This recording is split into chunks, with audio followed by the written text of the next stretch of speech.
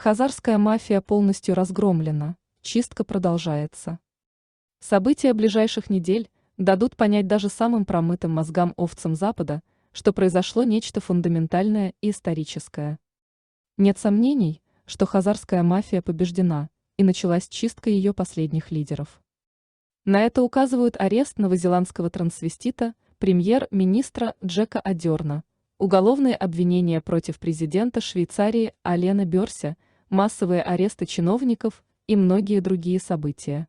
Еще одним признаком того, что ХМ сходит с ума, является то, что в настоящее время становится мейнстримным разговор о причастности Моссада и премьер-министра, основателя Израиля Давида Бен-Гуриона к убийству президента Джона Ф. Кеннеди. Сейчас Израиль пытается договориться с русскими о капитуляции через Францию. Обанкротившееся правительство США сделало себя посмешищем всего мира под предлогом «воздушный шар съел мою домашнюю работу» после того, как госсекретарю Энтони Блинкену, рабу Рокфеллера, было сказано не утруждать себя поездкой в Китай с миссией попрошайничества. Битва тоже подходит к концу. Последние сатанисты теперь в ловушке в Бахмуте, где, как ожидается, они будут сражаться насмерть в ближайшие недели. Самое главное, ХМ потеряла контроль над мировой финансовой системой 31 января, и квантовая финансовая система теперь работает, подробнее об этом позже. Однако это не конец, пока он не закончится, и есть хороший шанс, что отчаявшаяся и загнанная в угол ХМ попытается совершить какое-то мега-террористическое событие «Черного лебедя», скорее всего, либо с помощью ЭМИ, либо с ядерной атакой. Министр внутренних дел Турции Сулейман Сойлу призвал посла США убрать свои грязные руки с Турции после того, как Вашингтон и 8 европейских стран выпустили предупреждение о поездках в связи с возможными террористическими атаками в Турции. Аналогичные предупреждения были сделаны и для Ирана. Призыв к западным правительствам эвакуировать своих граждан означает, что загнанный в угол израильский режим, вероятно, начнет там массированную атаку. Землетрясение магнитудой 7,8, за которым последовали еще десятки, когда был написан этот отчет, предполагает, что оно уже началось. Это оружие, изменяющее погоду, используется, чтобы показать Эрдогану, кто все еще у власти, говорит источник в ЦРУ. Атака произошла, когда министр иностранных дел Сергей Лавров высадился в Ираке, чтобы инициировать военно-техническое сотрудничество с Турцией, Ираном, Сирией, Ираком и странами Персидского залива. Поскольку Египет также является де-факто союзником, это представляет экзистенциальную угрозу режиму ХМ в Израиле, но не евреям. Иранское правительство теперь предупредило соседей Израиля, чтобы они следили за своей безопасностью вдали от режима, который умирает каждый день. ХМ отчаянно пытается взорвать всю планету с помощью агентов как в Иране, так и в Израиле, потому что контролируемый ХМ Ватикан и его филиал в США потеряли контроль над финансовой системой 31 января. Из-за этого весь итальянский интернет был отключен 1 февраля, говорят источники Ми-6. Банк Ватикана, через который подкупали большинство так называемых мировых лидеров, был закрыт. Теперь у Игзам есть время до 13 февраля, прежде чем их корпорация в США полностью закроется. Согласно источникам Ми-6, 1 февраля финансовая система Quantum взяла на себя управление системой межбанковских расчетов Игзам SWIFT. Этот автор испытал это в воскресенье, когда денежный перевод поступил немедленно, а не в следующий понедельник, когда аналогичный перевод был сделан в прошлом месяце. Создатель КВС говорит, развитие IT-инфраструктуры, включая DELT или технологию распределенного реестра, также известную как блокчейн, просто означает, что все национальные банковские системы в мире согласованы. До сих пор перевод в тот же день был ручным и громоздко, потому что два банковских служащих сидят за экранами по обе стороны телефона и должны обрабатывать перевод через различные расчетные палаты, такие как SWIFT. Утомительное дело, дорогое, когда что-то идет не так, и очень утомительное в работе. Однако источник говорит, что любое официальное объявление о годовщине, скорее всего, Придется подождать до июня, потому что сначала придется удалить остальную часть контрольной сети, В связи с этим нет сомнений, что попала в паутину. В частности, их неудавшаяся попытка убить 90% человечества с помощью электромагнитных атак побудила многих влиятельных людей искать справедливости. Банкир Паскаль Наджади, который возбудил уголовное дело против федерального президента Швейцарии, говорит: «У нас есть доказательства того, что это наносит ущерб. Это величайшая техническая ошибка в истории человечества».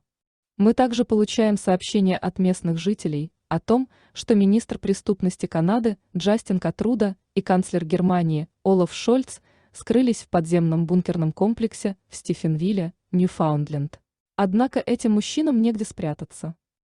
Катруда больше не может появляться на публике без разъяренной толпы, которая требует его ареста.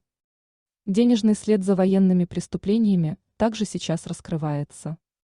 Одновременные рейды на различную собственность, принадлежащую Джо Байдену и боссу, дают криминалистическую зацепку, которая ведет непосредственно к руководству Согласно источникам Моссада, Зеленский за последние 2 года совершил 14 поездок в Женеву и Тель-Авив, где скрываются Коломойский и его боссы из Рокфеллеров и Ротшильдов.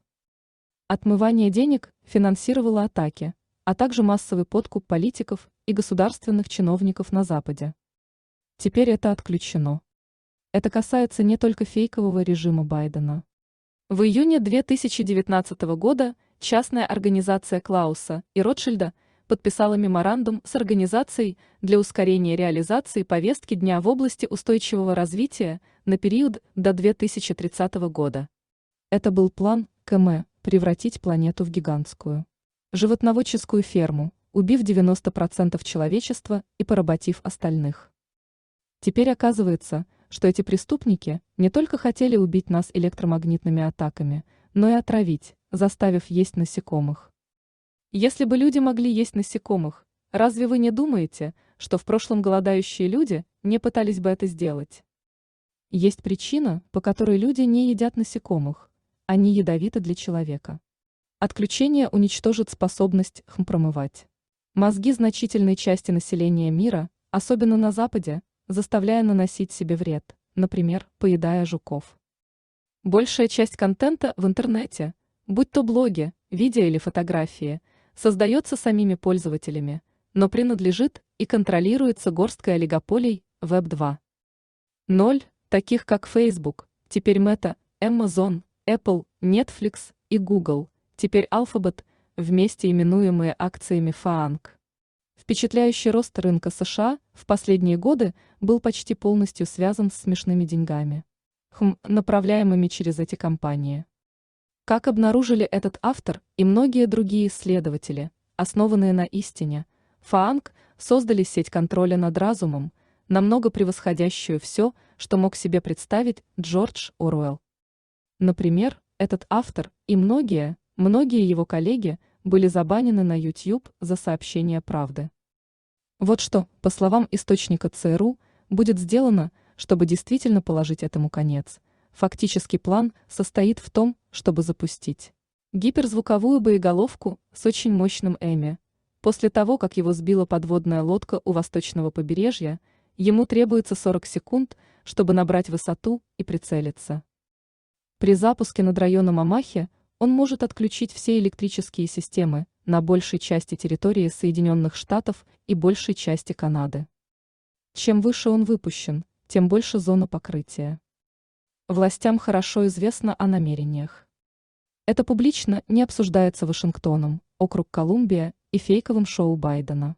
Как только это произойдет, интернет, основанный на блокчейне, заменит интернет, контролируемый олигополиями.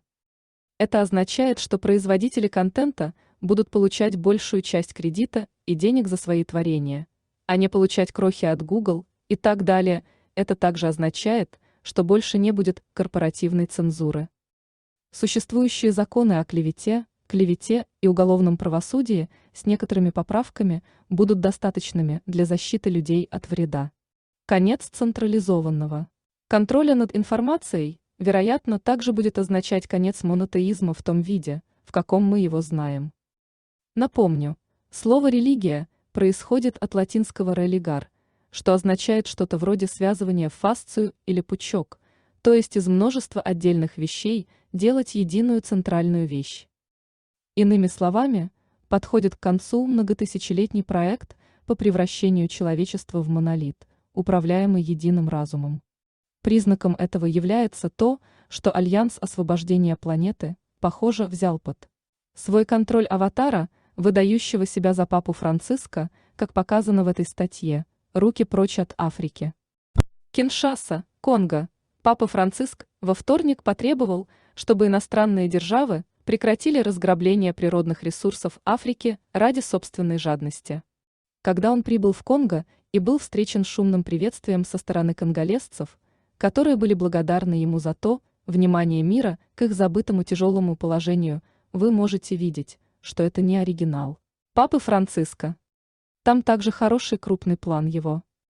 Изменения на вершине монотеистической иерархии могут иметь еще более разрушительные последствия. Оказывается, контролеры монотеизма намеренно сделали нашу жизнь короткой и несчастной во имя того, что группа Majestic 12 считает и ренегатом, контролирующим нашу Вселенную. Вот что подразумевается в словах бывшего папы Маледикта: «Мир подобен прессу для масла, который выдавливает. Если вы отбросы, вас выбросят, если вы масло, вас поймают. Сжатие неизбежно. Царство добра никогда не будет окончательно установлено в этом мире, потому что свобода человека будет отвергнута». Папа Бенедикт XVI. Под свободой Маледикт имел в виду короткую жестокую жизнь, которую мы все были вынуждены вести. По этой причине все открытия, ведущие к увеличению продолжительности жизни и улучшению человеческих способностей, всегда систематически подавлялись. Источник в польской разведке описывает нашу ситуацию следующим образом. Мы живем на ферме с искусственным солнцем и искусственными циклами. Хозяева земли энергично доят нас, но это дело заканчивается, очередная ферма выходит из-под контроля. Давным-давно был воздвигнут щит, чтобы отделить Землю от истинного космоса. Этот щит, который был плазменным энергетическим барьером, теперь рушится. С падением мы теперь, вероятно, вступим в новый Кембрийский взрыв с экспоненциальным распространением земной жизни во Вселенной.